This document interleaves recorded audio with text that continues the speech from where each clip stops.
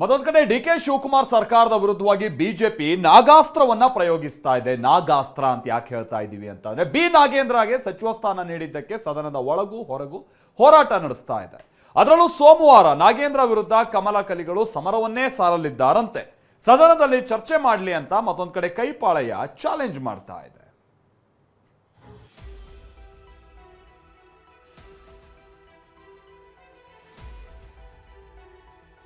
ವಾಲ್ಮೀಕಿ ನಿಗಮ ಹಗರಣದಲ್ಲಿ ರಾಜೀನಾಮೆ ನೀಡಿದ್ದ ನಾಗೇಂದ್ರ ಅವರನ್ನ ಮತ್ತೆ ಮಂತ್ರಿ ಮಾಡಿರೋದು ಬಿಜೆಪಿ ನಾಯಕರನ್ನ ಕೆರಳಿಸಿದೆ. ಹೀಗಾಗಿ ನಾಗೇಂದ್ರ ರಾಜೀನಾಮೆಗೆ ಪಟ್ಟು ಹಿಡಿದಿರುವ ಬಿಜೆಪಿ ಇವತ್ತು ಪ್ರತಿಭಟನೆ ನಡೆಸಿತು. ಶಿವಮೊಗ್ಗ, ಮೈಸೂರು ಸೇರಿದಂತೆ ವಿಧಾನಸೌಧದ ಭುವನೇಶ್ವರಿ ಪ್ರತಿಮೆಯ ಬಳಿ ಪ್ರತಿಭಟನೆ ನಡೆಸಿ ಕಮಲ ಕಲಿಗಳು ನಾಗೇಂದ್ರ ರಾಜೀನಾಮೆಗೆ ಪಟ್ಟು ಹಿಡಿದವು. ರಾಜೀನಾಮೆ ನೀಡೋವರೆಗೂ ಹೋರಾಟ ಅಂತ ಪಟ್ಟು ಹಿಡಿದಿವೆ. ಅವ್ರನ್ನ ಹೊರ ಹಾಕಿದ್ರು, ಇದೇ ಅಧಿವೇಶನದಲ್ಲಿ ಅವ್ರನ್ನ ವಾಪಸ್ ತಗೊಂತ ಇದ್ದಾರೆ. ಅದರಿಂದ ತೆಗೆದಿದ್ದು ಯಾಕೆ, ಸೇರಿಸ್ಕೊಳೋದು ಯಾಕೆ? ಅದರಿಂದ ಅವ್ರನ್ನ ತೆಗೆಯೋವರೆಗೂ ನಮ್ಮ ಹೋರಾಟ ನಾವು ಮಾಡ್ತೀರಿ. ಈ ಸಂಪುಟ ಆರೋಪಿಗಳು, ಕಳಂಕಿತರು, ಶಂಕಿತರಿಂದ ಕೂಡಿರುವಂಥ ಸಚಿವ ಸಂಪುಟ ಇದು. ಇವರೆಲ್ಲರೂ ರಾಜೀನಾಮೆ ಕೊಡುವ ತನಕ ನಮ್ಮ ಹೋರಾಟವನ್ನು ಮುಂದುವರಿಯುತ್ತೆ. ನಾಳೆಯಿಂದ ನಾವು ಹೋರಾಟವನ್ನು ಪ್ರಾರಂಭ ಮಾಡ್ತಾ ಇದ್ದೇವೆ. ಇವತ್ತು ಚಾರ್ಜ್ ಶೀಟ್ ಕೂಡ ಫೈಲ್ ಆಗಿದೆ. ಕ್ಲೀನ್ ಚಿಟ್ ಕೊಟ್ಟ ಮೇಲೆ ಮತ್ತೆ ಮಂತ್ರಿ ಆಗಲಿ, ನಮ್ದೇನು ತಕರಾರಿಲ್ಲ.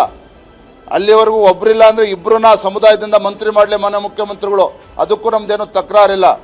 ಬಿಜೆಪಿ ನಾಯಕರ ಈ ಆಗ್ರಹಕ್ಕೆ ತಿರುಗೇಟು ಕೊಟ್ಟ ಕೈ ನಾಯಕರು ಸದನಕ್ಕೆ ಬಂದು ಚರ್ಚೆ ಮಾಡಲಿ ಅಂತ ಸವಾಲ್ ಹಾಕಿದ್ದಾರೆ. ಬಂದು ಸದನದಲ್ಲಿ ಚರ್ಚೆ ಮಾಡಲಿ, ಯಾಕೆ ಏನು ಅಂತ.